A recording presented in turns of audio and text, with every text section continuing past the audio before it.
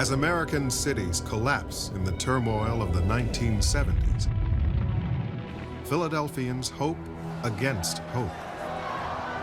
Amidst the chaos, leaders build grand projects and promise renewal. All of us working together. But on the streets, an undertow of violence, fear, and division threatens the spirit of the city. They're going to be taken by force if they resist, children or not. Do you know who fired the first shot? With blood on the streets, who will heal Philadelphia?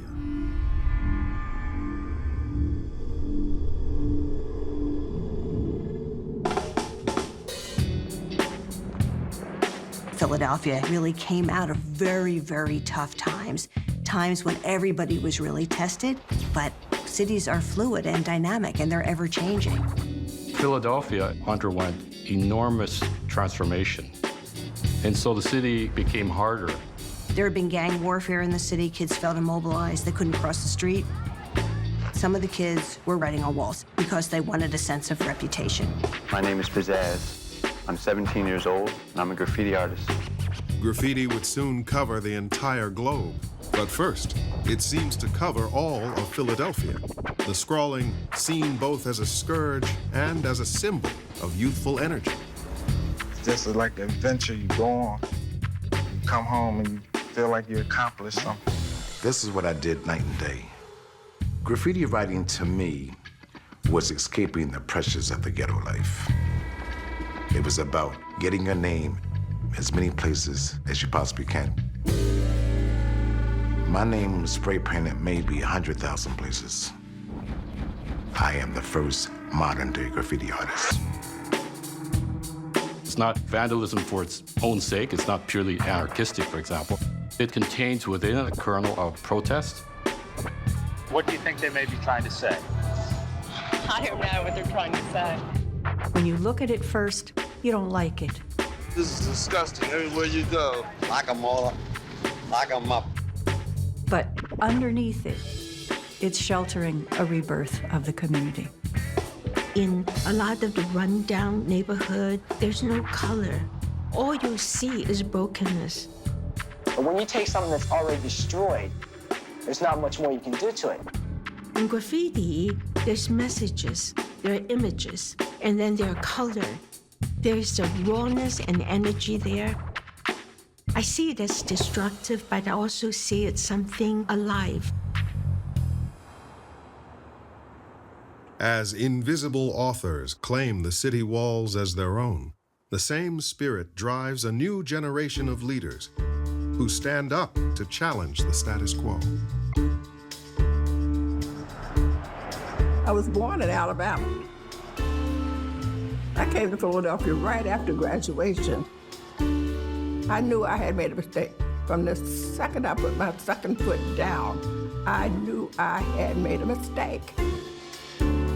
Philadelphia is like an enigma to many African Americans. We at least knew what was going on in the South. We saw the signs, but this is as much a segregated city as I just left. Philadelphia's African American population had always been among the largest in the nation.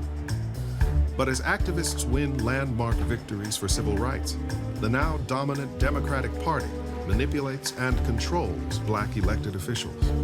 The Black community did start to think of representing themselves rather than finding somebody who would treat them fairly. Do we need to find a good white boy, or do we need to represent ourselves? Tom McIntosh, who was the city councilman from North Philadelphia. I saw him on the street one day, and it was like, Mr. McIntosh, why haven't you done more? And he said, you young guys just don't really understand. While we may not be able to get too many things accomplished, what we really do is keep some things from happening. My father was very concerned about the absence of a voice. The growing needs within the African American community, my dad quietly felt like they really weren't being addressed. The Black Political Forum, organized by John White Sr., registers new voters and helps elect representatives to city council, the state legislature, and Congress. But despite their efforts, the mayor's office remains out of reach. In 1979, the winner is Reform candidate Bill Green, son of the former Democratic leader. The people of this city want change, they want new direction, they want new leadership, they want a new spirit and a new momentum as we begin a new decade. Green appoints W. Wilson Goode, a founding member of the Black Political Forum, to be his managing director. Wilson Goode took the managing director's office out of City Hall and took it out into the neighborhoods, and people loved him for it. Wilson Goode had never run for office before, but he'd staked out a reputation as an efficient problem solver. Somebody who got things done, who went to neighborhoods and got trash picked up, got police presence there when they needed it. In 1983, more than a century since blacks were granted the vote in Philadelphia, Goode decides to mount his own campaign for mayor. Wilson Goode is working for Philadelphia's future. But first, he must face off against the ever-present Frank Rizzo. Only 4 years out of office, the former mayor plans his return to power. They're beginning to know what Wilson Goode represents. He's a big zero. But with a business-like campaign, Goode wins the nomination and the election. He is the city's first African-American mayor. It means a tremendous amount for the city. You now have someone who empathizes with the experiences of African Americans and doesn't necessarily see that community as a space for confrontation. Wilson Goode's election in 1983 was a key moment. It was an historic moment. It was the city shedding the skin of Frank Rizzo. Philadelphia, in a sense, has always been a progressive place, but this really proves that we can be both progressive and, frankly, humane. Wasting no time, Mayor Goode selects a 25-year-old community activist from West Philadelphia to head the city's new anti-graffiti network. Tim Spencer has one job: clean up the walls. Tim Spencer looked at a wall with graffiti and said, this can be more than a wall with graffiti. We can get rid of it. We can turn these young people around. In the mid-'80s, graffiti in Philadelphia was nothing short of a social epidemic. Tim Spencer wanted to help kids who had fallen through the cracks. Tim's strength was his ability to connect. The very first thing I did was to bring all of the wall riders into City Hall and have them turn in their writing utensils and their spray cans. Me and Tim Smith worked closely together with the anti-graffiti network, and we cleaned the city up. He gave me the job, and a lot of graffiti artists who was doing it just complied and fell in.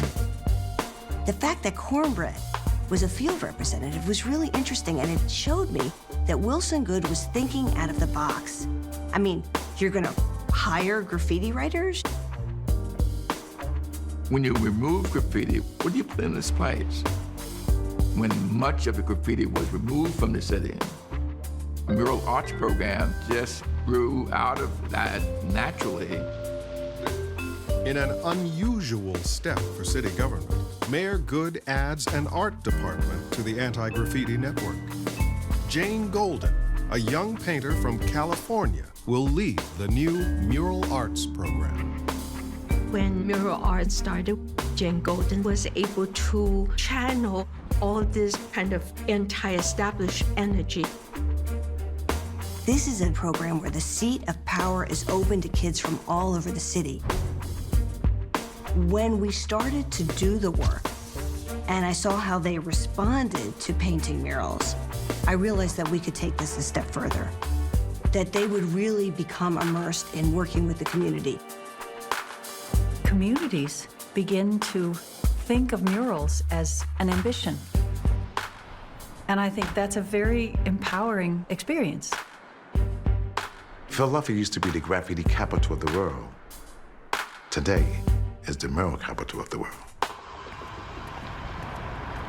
As muralists paint on neighborhood walls, construction workers dig in the bedrock deep below Center City.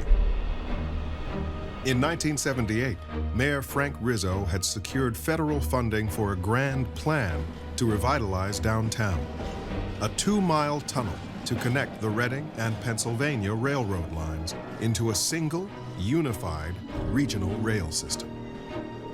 You would be hard-pressed in the 20th century to find a more significant physical accomplishment.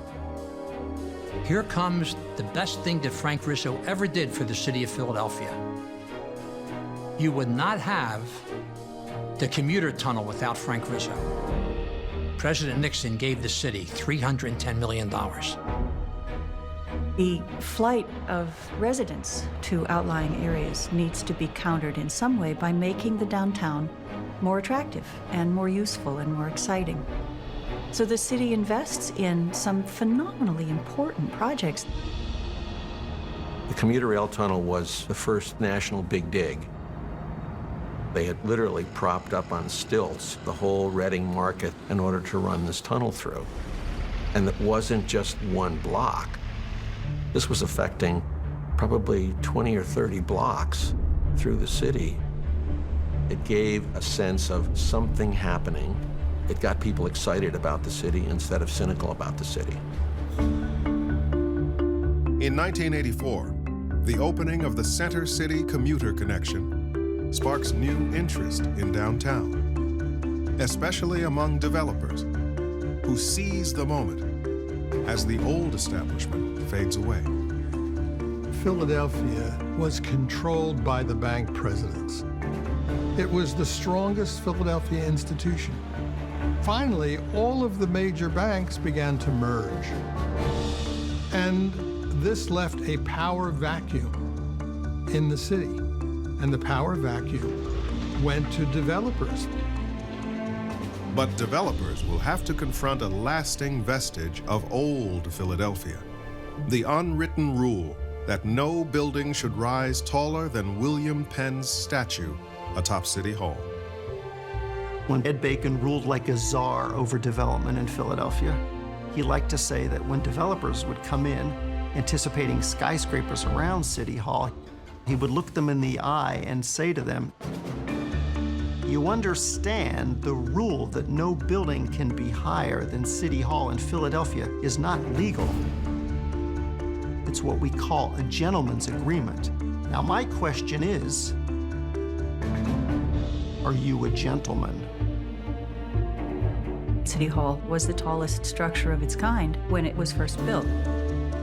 The gentleman's agreement reflected a sort of reverence for the 19th century city. That gentleman's agreement for Billy Penn's hat was the stupidest, most ridiculous, most parochial thing of any city in the country. Every city needs a skyline. You know, when you drive to a city, that's the first thing you look at. I think that it's incumbent upon the development community to be forced to sit in a room and solve the problem. In April of 1984, Willard Rouse, a brash, charismatic developer, enrages traditionalists with his plan for a soaring skyscraper called Liberty Place, rising 400 feet higher than William Penn's hat. When Bill Rouse came to me and said, "I want to build a building taller than the hat on William Penn," and we talked about it being a gentleman's agreement, and I said to him, "We're two gentlemen, let's make a deal to do it." The Planning Commission staff was in favor of letting developer Willard Rouse build at 17th and Market, which would tower over Penn's statue. There is more space for the pedestrian. There is more space to shop. There is more respect being paid to human beings. And that I think ultimately the project will succeed for that reason. We feel that this proposal has very substantial merit. To the assembled crowd, the groundbreaking for Liberty Place marks a new beginning and a triumph for the popular mayor. But on the same day, just 5 miles from the celebration, an unfolding tragedy seems to shatter the hopes of the city. On the 6200 block of Osage Avenue, a back-to-nature group turns their home into a fortress. They call themselves MOVE. Armed with a bullhorn and a stockpile of firearms, MOVE rails against Philadelphia as an unjust and brutal place. The residents of Osage Avenue, they don't want to hear this nonsense about what the system is doing and how it's wrong. Following a 1978 shootout, the imprisonment of 9 of their members intensifies the group's resolve, and soon, relations with neighbors disintegrate. They were living in abject squalor. They were living in conditions that were clearly unfit for human habitation. Trash, and the animals were back there. In the summertime, they had raw meat back there. MOVE decided that the way to get publicity for getting their 9 members out of jail was to start making a lot of noise. And they made a lot of noise. If people can't hear you, you speak louder. As the violence and attacks against MOVE escalated, so did our volume escalate. By 1985, the people inside the MOVE house on Osage Avenue themselves had a sense of persecution, that they were under siege from the Philadelphia Police Department. That police department had a long history of anger and hostility and confrontations with the black community. There are pressures on a black mayor frequently to try to gain control of a police department. I don't know how to solve a problem at this point. I cannot, as mayor of the city, take an illegal action in order to begin to deal with the concerns of a block. My initial view was that there was nothing that I could do about it because I had a right to live unless they broke the law in some way. The city, the media, maybe the populace itself just could not process MOVE. This hands-off policy permitted the problem to escalate and grow worse and worse.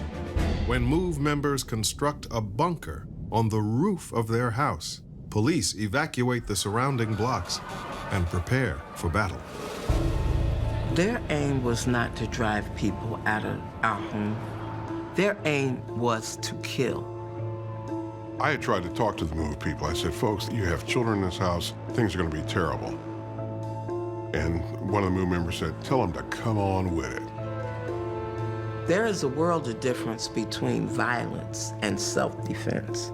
Did MOVE go to somebody's home, or did they come out to our home? The fire department bombards the house with water. Then police shoot more than 10,000 rounds of ammunition, but MOVE returns fire. The bunker remains. I thought that in a minute, the folks would walk out and put their hands up and surrender.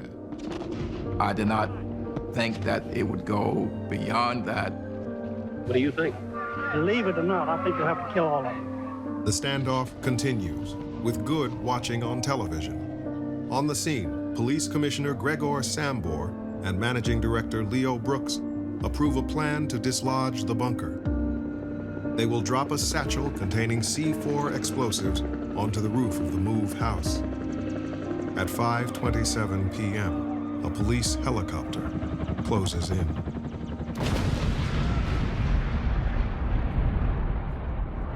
The fire department wanted to put out the ensuing fire, and Sambor wouldn't let the fire department do its job.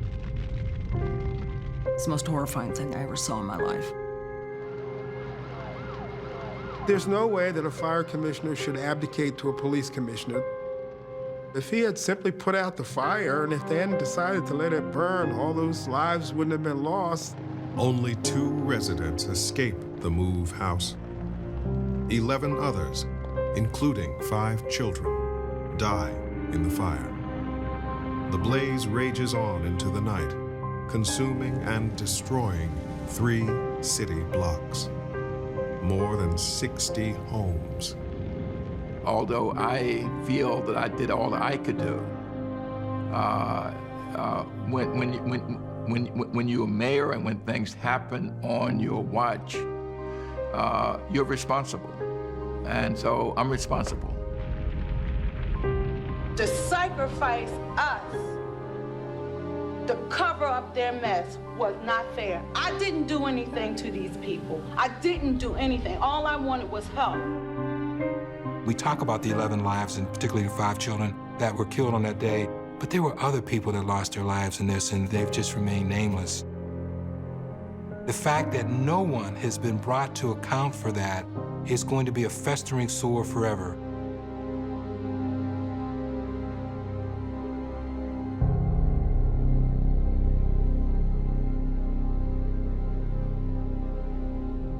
When you have the confrontation at the move house, the inability of the city to manage is ripped open, is exposed for all to see. This was the worst horror story of any city in the country. You had a tremendous crime wave problem. You had a homeless problem. You had a drug problem. All these forces congeal to form this very noxious brew of racism, paranoia, fear, that was ultimately destructive to the entire city. In 30 years, Philadelphia has lost more than 400,000 residents. The crack epidemic and a national recession drive the murder rate to record levels. In South Philly, a mafia war rages. Reputed Philadelphia crime boss Philip Testa tripped a bomb that took his life. He met the same kind of violent end as did many of his associates. Later, in 1991, the city confronts a financial crisis that shocks even the experts. A deficit of more than $260 million. The city's cash dries up. Now, William Penn's promise that a city could be both tolerant and wealthy seems to lie in ruin. You begin to see the Bostons and New York change. They understood that the old manufacturing ways would not work, and Philadelphia, I don't think, ever really caught on to that. Jobs were fleeing the city at a record pace. We were losing our manufacturing base. Nobody wanted to stay in Philadelphia. People who could move were moving, and businesses who could move were moving. We were on the verge of becoming Detroit without the automobiles. I stand here today as mayor of what could be the greatest city in America. I cannot and will not falter. New Mayor Ed Rendell works with city and state officials to successfully balance the budget by 1994. But jobs and population continue to slip away. After 300 years of invention, collapse, triumph, and crisis, shock waves of history continue to shape the conflicted character of Philadelphia. When you're caught in an undertow, you don't fight it, you swim across it. And you try to make progress in some direction. City life is like that. You can't stop any of its momentum toward creativity, toward disaster. And so you swim with the tide. The city needs to acknowledge tension and violence that's been a part of its very, very long history. The city needs to try to fulfill the promise of what Philadelphia could truly be. It has brought people from across the world to find a new life. I came from Taiwan in 1963. I was looking for space. And I was looking to find who I was. And I started working in Philadelphia. It is forgotten, it's forsaken, it's bleak, but it contains the seed ready for transformation. And that is a space of freedom. You can think, you can experiment, you can make a mistake. How did they manage in all the economic hard times, down times, but with love? In this city, of brotherly and sisterly love of Philadelphia.